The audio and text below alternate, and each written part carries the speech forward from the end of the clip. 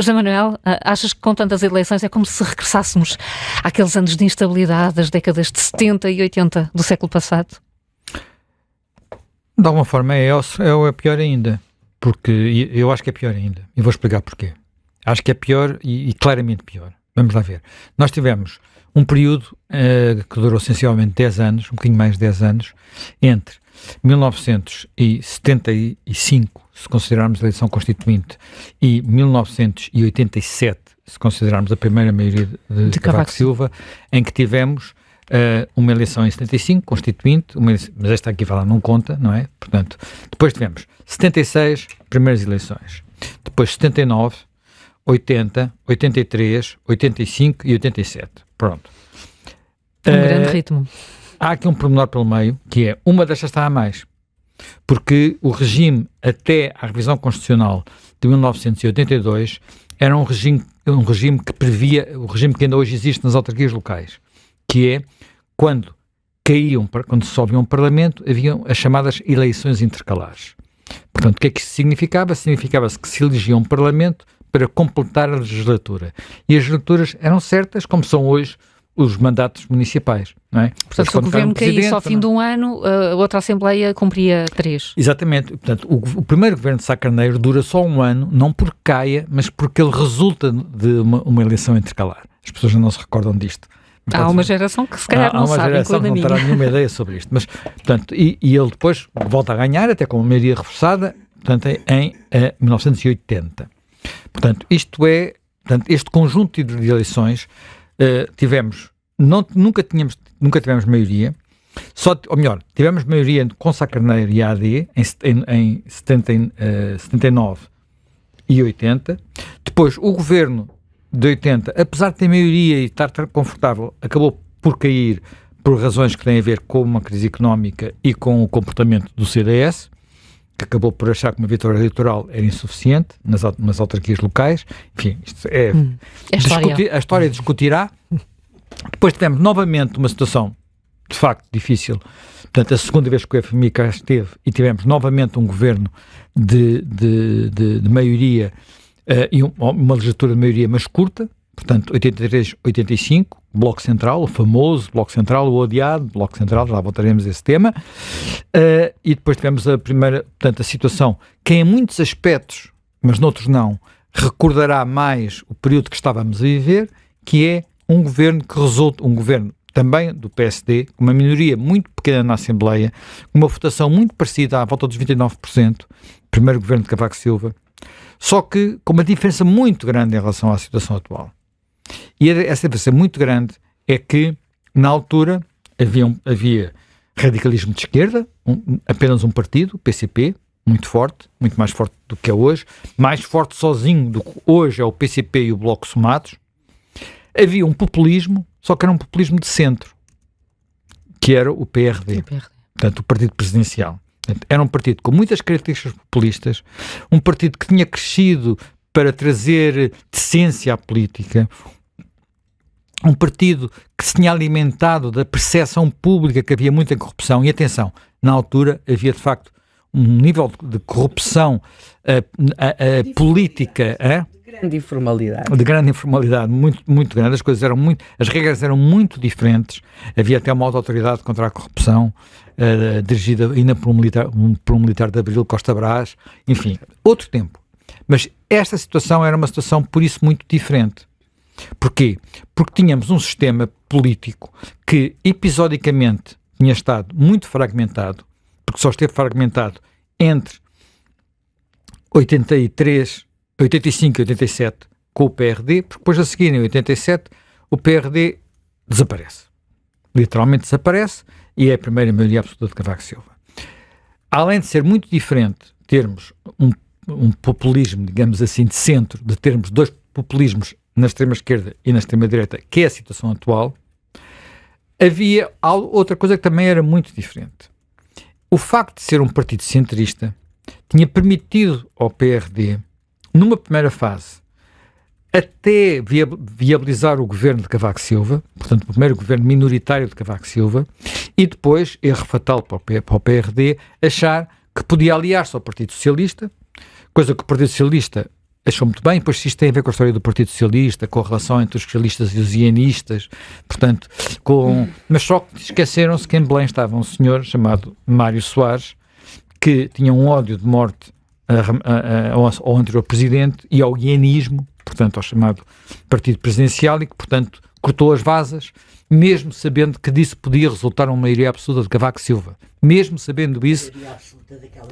Daquela maneira, talvez não. Talvez não os 50%. Talvez não os 50%, mas pronto, que o PSD ia ganhar de certeza e se ele estava convicto. E, portanto, e os assessores disseram, vários assessores que disseram isso, daqueles que inclusive disseram, tenha cuidado, não te soube a Assembleia e tal, pronto.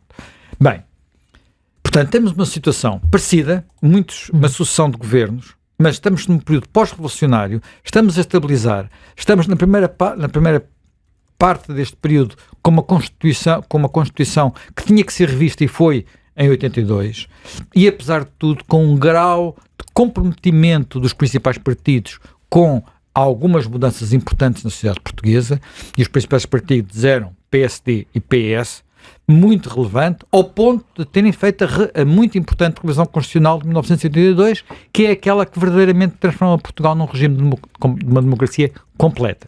Porque antes era uma democracia tutelada pelos militares. A maior parte das pessoas hoje não tem memória disso, mas era verdade. Em certos aspectos cercada, se me permites. Sim. Cercada. Sim. Tutelada é uma coisa, havia um cerco. Havia muitas coisas, portanto, é só para quem imaginar... nos está a ouvir só na rádio, é Maria João Avilés, e quem não conhece a voz, seria difícil. Claro. É muito relevante porque as decisões constitucionais que hoje estão depositadas num tribunal, cuja metodologia a gente pode discutir se está bem, se está mal, não interessa, mas tem um tribunal com a sua independência e que já muitas vezes contrariaram governos, inclusivamente este, quer dizer, este não, o anterior, os do Partido Socialista, poucas vezes, mas contrariaram. Nós tínhamos a tutela constitucional no Conselho da Revolução, e o Conselho da Revolução era um órgão que emanava de uma coisa que ainda se chamava o Movimento das Forças Armadas, portanto, que vinha da Revolução, portanto, era uma forma de que tinha resultado, enfim, isto é a história da Revolução. Olha, talvez contemos um pouco essa história para a semana, porque para a semana passam 50 anos do 11 de março, e se calhar eu e a Helena estamos com vontade de falar um bocadinho sobre isso, mas logo chegaremos lá. Bem, portanto, o que é diferente agora? O que é diferente agora é que nós tivemos um período relativamente longo em que nos habituámos portugueses a ter governos que duravam. E até governos minoritários que duravam. Nós tivemos um governo de António Guterres minoritário que durou, depois o segundo não durou, mas porque ele se quis ir embora, mas portanto não foi derrubado, quis ir embora. Depois tivemos uma situação de governo maioritário que não durou até ao fim por circunstâncias muito particulares da altura e o comportamento do presidente da altura, Jorge Sampaio, que dissolveu uma Assembleia onde havia uma maioria, até agora nunca se repetiu isso, mas a seguir tivemos novamente maioria absoluta e depois tivemos um outro governo que cai, que se tinha aguentado ainda obrigando o principal partido da oposição a engolir muitos sapos no arranque, que é o segundo governo de Sócrates. Mas há uma altura em que isso já não dá e, portanto, a Troika está a chegar, vai chegar, chegou e a seguir temos novamente um governo com maioria absoluta. Coligação, mas com maioria absoluta. O governo de Passos Coelho tinha maioria absoluta no Parlamento. A seguir temos a Geringonça, que é um governo de minoria, mas com um acordo maioritário à esquerda. Pronto. A seguir, António Costa resolveu não renovar esse acordo maioritário, que recordemos, só existiu formalmente porque foi imposto pelo presidente que estava na altura, chamado Cavaco Silva, e o presidente que estava em 2019 achou que não era necessário. Não era preciso papéis. O senhor Marcelo Rebelo de Sousa. E comunicação social achou muito bem também, que não era preciso papéis. Convém Portanto, dizer este. Marcelo Rebelo de Sousa achou que não era preciso, ele que tinha vindo para a estabilidade. Portanto, e o resultado disso foi que primeiro saltou o Bloco de Esquerda, num Orçamento de Estado, depois saltou o PCP, no outro Orçamento de Estado, e o Presidente da República, que podia ter pedido um novo orçamento, achou que era melhor dissolver. Não era necessária aquela solução. Não era necessária aquela solução. Ficar como os insolventes. Bem, a seguir tivemos um governo de maioria absoluta inesperada, ao contrário, digamos, das anteriores, de alguma forma a de Sócrates, de alguma forma as de Cavaco, podíamos considerar esperadas. A de António Costa foi inesperada. Portanto, inesperada. E tangencial, super tangencial. Portanto, aquilo foi muito por razões de circunstância, de uns círculozinhos eleitorais que por poucos votos, em vez de elegerem um deputado do PS, elegeram um deputado do PS. Isso aconteceu para aí em 6 ou 7 círculos eleitorais e foi o suficiente. Portanto, podia ter acontecido o mesmo que tinha acontecido a António Guterres, que com mais votos do que teve António Costa, com maior percentagem, não teve o tal empate. Portanto, tivemos isto. Mas tínhamos 4 anos pela frente, tranquilos. E depois aconteceu o que nós todos sabemos, e António Costa foi-se embora. Pronto.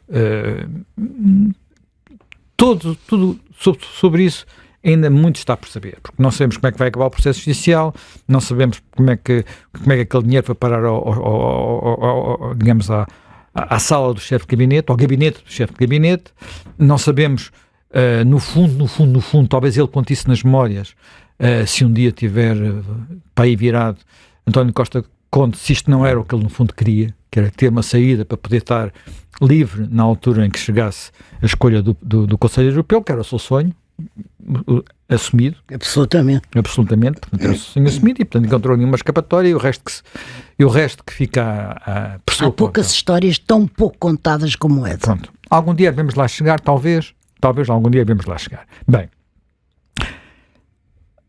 porque é que agora estamos numa situação que é muito diferente da situação que tínhamos na primeira fase? Temos, primeiro, porque os populismos que temos não são de centro, portanto, não fazem acordos, portanto, reparemos, o populismo de esquerda fez cair um governo de Costa, o segundo governo de Costa, o populismo de direita, ou quisermos, que aquilo é uma coisa muito estranha nas políticas, o populismo de direita vai contribuir para fazer cair este governo de Luís Montenegro. E não temos um cenário, não temos uma situação de que tenhamos uma visibilidade sobre o que é que pode acontecer nas próximas eleições. Mas temos alguns sinais. E esses sinais são, primeiro, sondagens. Valem o que valem, vamos ver as próximas, mas eu não creio que venham daí alterações muito radicais. E os sondagens, o que têm dado é que, naquilo que conta, que a intenção de voto nos partidos, ela não flutua assim tanto como isso das eleições até cá. O PS subiu um bocadinho, o PS está mais ou menos onde estava, o Chega desceu um bocadinho, nada de muito especial. A popularidade do Primeiro-Ministro estava a subir. A popularidade do Primeiro-Ministro estava em alta, veremos como é que sai agora, porque uma coisa é aquilo que se diz nas televisões, nos jornais e nesta bolha em que nós vivemos, outra coisa é o que as pessoas pensam, e no que as pessoas pensam eu já percebi por algumas, como eu felizmente, peço desculpa aqui às outras pessoas, não vivo em Lisboa, vivo no campo, digamos assim, chegam-me feedbacks diferentes, da bolha, não quer dizer que eu ando por lá a fazer perguntas, mas chegam-me feedbacks diferentes da bolha e os feedbacks são contraditórios. Umas pessoas acham que isto anda tudo a roubar e portanto acabou-se, outros acham que, ele ontem que fez bem, vamos pôr isto a claro, porque já estamos fartos disto. Posso só dizer uma coisa? No supermercado em Lisboa também soube isso, não é? No supermercado não, em Lisboa também, exatamente. Que é um sítio que eu e Maria João devemos frequentar. Com frequência com até. Com sacos de plástico na mão. Exatamente. Muita coisa. Mas deixa-me só dizer uma coisa. Eu acho que os políticos não vão aos supermercados, como não entram sequer nos transportes públicos. Enfim. Zé Manel, mas estamos, penso que é um fator que pode ter em conta com o raciocínio que estás a fazer e essa magnífica revisão da matéria, que é, há um abuso, começa a haver um abuso entre os que se arrogam, que são a opinião pública e que dizem que a confundem com a opinião publicada. Pois, ou seja, aqueles que publicam opinião misturam com aquilo que acham ser a opinião pública, e eu acho que nem sempre coincidem. Nem sempre coincidem, portanto eu sinceramente a evolução deste caso, eu próprio que acompanho isto com atenção, a certa altura já não não respondeu às perguntas todas. Eu pergunto, mas quais são as perguntas que ele não respondeu? Seguramente deve haver algumas que ele não respondeu taxativamente. Há aquela história da procuradoria ilícita, que vamos ver o que é que dá. O PS falava muito disso, depois deixou de falar. Havia uma história que tinha a ver com o pagamento das casas, mas acho que o próprio Luís Montenegro já mostrou os cheques a jornalistas e, portanto, esse tema já morreu ou já desapareceu. Agora, hoje a manchete do Correio da Manhã fez umas obras na casa e se calhar são ilegais, porque a Câmara não se... enfim, eu acho que chegamos a um ponto em que, como a maior parte das pessoas em Portugal já fez obras dentro de casa. Sim. E teve esse drama existencial. E que tem esse drama existencial, se calhar não é bem por aí que se vai fazer o caminho da opção. Mas é evidente que ficaram aqui muitas nuvens e muita confusão e muito nevoeiro, e eu acho que daqui resultam 3 ou 4 questões. Primeiro, qual é o outro sinal que temos, antes de ir às sondagens, depois das sondagens? Temos um outro sinal, e esse penso que é, de alguma forma, inelutável. Nós temos uma tendência para a pulverização do sistema político que vem de trás. Porque temos mais partidos do que alguma vez tivemos representados no Parlamento, e não é seguro que nas próximas eleições, de repente, esses partidos desapareçam todos, ou desapareçam sequer alguns. Portanto, é possível com PAN, por exemplo? Não, o PAN pode desaparecer do Parlamento, os outros vejo muito difícil que algum deles desapareça completamente. Pronto. Mas podem uns subir, outros descer, ficar ali quase residuais, enfim, há ali muita coisa que pode acontecer, mas nós temos uma coisa que nunca tivemos, que é 4 partidos à direita, sendo que um deles está em cuidados intensivos, alimentado a oxigênio pelo PSD, estou a falar do CDS, não é? Portanto, e na verdade muitas vezes só atrapalha, portanto era bom que aquilo se resolvesse. E depois temos uma realidade nova que é o Chega, que eu não consigo prever o que é que possa acontecer. Há uma parte do eleitorado do Chega que está hiper-radicalizada, há uma parte do voto do Chega a ano e meio, nem chega, acho que nem chega a ano e meio, há pouco mais de um ano. Sim. Nem há um ano, foi em março, 21, foi 10 de março. Foi 10 de março, não fez um ano ainda. Há uma parte desse voto que foram pessoas que apenas queriam protestar e não sei se vão voltar a votar igual, portanto vamos ver até que ponto é que um discurso que já se percebeu, ouvimos hoje aqui de manhã o Pedro Pinto, líder parlamentar, vai ser um discurso apenas na base da suspeição, da corrupção, roubam todos, nós é que somos bons, apesar de termos tido aqueles casos todos, mas despachámos-los todos, pusémos-los na rua, não quisemos saber nada com eles. Bem, nós temos esta situação e temos algo que não existe no nosso país porque o sistema político não foi feito para isso, de alguma forma. Ou melhor, foi feito para isso, mas há 2 tipos de sistema políticos. Eu queria acabar, porque já me estou a demorar um bocadinho, mas queria só dizer isto, que eu acho que é um tema que nunca se fala, mas de vez em quando tem que se falar.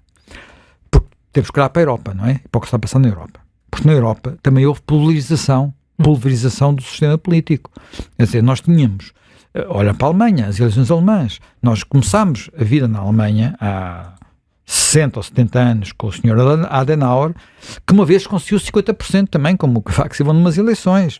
A CDU e o SPD, portanto os 2 grandes partidos alemães, tinham facilmente, somavam facilmente os 2 juntos 90% dos votos. 90% dos votos. Nestas eleições somaram um pouco mais de 40% dos votos, 45% dos votos. Estão em metade daquilo que foram.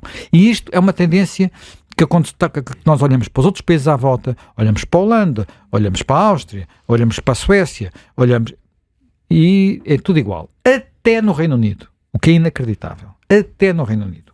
Portanto, sendo que enfim, já não falo de França, não é? Mas França tem uma coisa que é curiosa, que é os partidos fazem-se e refazem-se, é como a Itália. Cada vez que há uma complicação, os partidos, na vez seguinte, vêm com nomes novos, pessoas novas, aquilo muda muitas vezes. A Itália também já é uma coisa parecida, mas enfim. A pulverização está em todo lado. Os sistemas políticos, basicamente, dividem-se em 2 grandes categorias, os maioritários e os proporcionais. Portanto, os maioritários é o tipo inglês ou americano, em que basicamente favorecem a existência de um sistema em que só há 2 partidos. É assim que o Partido Trabalhista consegue governar tranquilamente, com uma super maioria, tendo tido apenas 33% dos votos. As pessoas acham isto, haverá muita gente que achará isto pouco democrático. Há quem diga que isto é o mais democrático que existe. Não vamos entrar nessa discussão de filosofia política, que é muito interessante, mas não é para aqui hoje. Estes sistemas estão feitos para haver alternância, haver substituição de governos. Portanto, é para isso que eles estão feitos. E há quem diga que é isso, que no fundo é a essência da democracia, e portanto são os sistemas ideais para conseguir isto. A única exceção que eu me recordo esta alternância foi a Segunda Guerra Mundial, em que Churchill governou com os trabalhistas. Portanto, houve uma grande coligação, mas a Segunda Guerra Mundial, meu Deus, não é? Portanto, agora, os sistemas proporcionais estão, enfim, em graus diferentes, pensados para coligações. Portanto, são para haver coligações. Na Alemanha, nunca houve, não sei se houve eventualmente naquela vez que o Adenauer teve maioria sozinho, são governos de um só partido, mas é sempre governos de coligação, porque naquele caso o sistema é completamente proporcional. Portanto, não consegues ter maiorias absolutas a não ser que tenhas mais de 50% dos votos. E, portanto, tu tens ali uma cultura que, em alguns casos, dá alternância. Quando, no caso da Alemanha, basicamente era quando os liberais estavam de um lado ou quando os liberais estavam do outro, que era o partido pequeno, o terceiro partido pequeno. Agora, com o sistema pulverizado, o que é que tem dado? Tem dado que, neste século, praticamente, enfim, houve ali pequenos períodos de intervalo, mas praticamente o que tivemos sempre foi os 2 grandes partidos no governo, ligados. Portanto, e a mesma situação, se olharmos para a Áustria, é igual. Se olharmos para a Holanda, parecido. Se olharmos para a Dinamarca, parecidos. Portanto, os partidos estão lá para sempre, quase. O que cria um problema, que é o problema de falta de alternância e de facilitação de crescimento dos extremos. Na Áustria, isto já deu o maior partido, ser um partido radical de direita. Na Holanda, idem, aspas. Em Portugal, que tem um sistema parecido com estes, não sabemos o que é que vai acontecer. Portanto, para já, não me parece que vai acontecer isso imediatamente, até porque as características do nosso Chega são diferentes das características dos outros partidos radicais. E o Chega tem tido um estilo mal criado, arruaceiro, que eu creio que desta forma não chega lá, não é? Uma das formas que os outros partidos tiveram de chegar lá foi conseguir encontrar líderes mais palatáveis, digamos assim. Agora, eu acho que nós, por razões que têm a ver com a evolução digamos, da própria política, não só em Portugal como no mundo, aquilo que porventura seria para um país com as dificuldades que temos uma solução possível, isto é, um novo bloco central, está completamente fora de jogo. Está fora de jogo porque há a percepção, porventura correta, não demonstrada, mas porventura correta, de que se isso acontecesse, íamos ter o crescimento dos populismos à esquerda e à direita. Portanto, de facto, quando aconteceu, houve populismo, só que foi ao centro. Nada garante que apareça uma coisa nova ao centro, portanto, podia aparecer, de facto, nos extremos, e isso é perigoso. Mas, por outro lado, os discursos estão tão extremados, tão radicalizados, as clivagens são tão grandes que não se imagina como é que isso fosse possível. Com mudança de lideranças? Sim, muito com estas lideranças, quer dizer, porque vamos lá ver, há muitas... Vamos só pensar no seguinte: se nós hoje quiséssemos fazer uma revisão constitucional, se fosse necessário fazer uma revisão constitucional, será que conseguimos fazer com este PSD e com este PS? Eu acho que não é? Portanto, desse ponto de vista, temos o país próximo de uma situação de bloqueio que pode ficar, porventura, ainda mais complicada depois das próximas eleições. Ganhe quem as ganhe. Porque se eu posso, a única previsão que eu posso fazer relativamente àquilo que possam ser as próximas eleições é a seguinte: a não haver uma grande surpresa, nós vamos continuar a ter no Parlamento uma maioria direita. Porque é a tendência. Temos neste momento 60% dos deputados no Parlamento são de partidos à direita e, portanto, é evidente que isto pode mudar de um dia para o outro, mas não é para aí que estão a apontar as sondagens, não é para aí que estão a soprar os ventos, um pouco por todo lado, e portanto eu diria que isso vai acontecer. Mas se o primeiro partido for o Partido Socialista, como é que se faz, sendo que do outro lado ninguém se quer entender? Portanto, temos, não é ninguém, só ninguém se quer entender. De facto, o caminho para qualquer entendimento no curto prazo é muito complicado. É muito complicado pelo tipo de protagonistas que temos e por André Ventura, por ser André Ventura, não é? Portanto, podíamos ter ali, e este caminho para ser feito tem que levar tempo, não é? Para poder um dia acontecer. Pode ser que um dia aconteça, mas não é já. Aconteceu em outros países, sem acabar o mundo, sem acabar a democracia, e vamos ver como é que estas coisas acontecem. Em alguns casos, quando estes partidos chegaram ao governo, depois a seguir tiveram desastres eleitorais, porque uma coisa é falar de fora, outra coisa é falar de dentro, mas nós estamos assim. E assim não é particularmente entusiasmante para os tempos que aí vêm.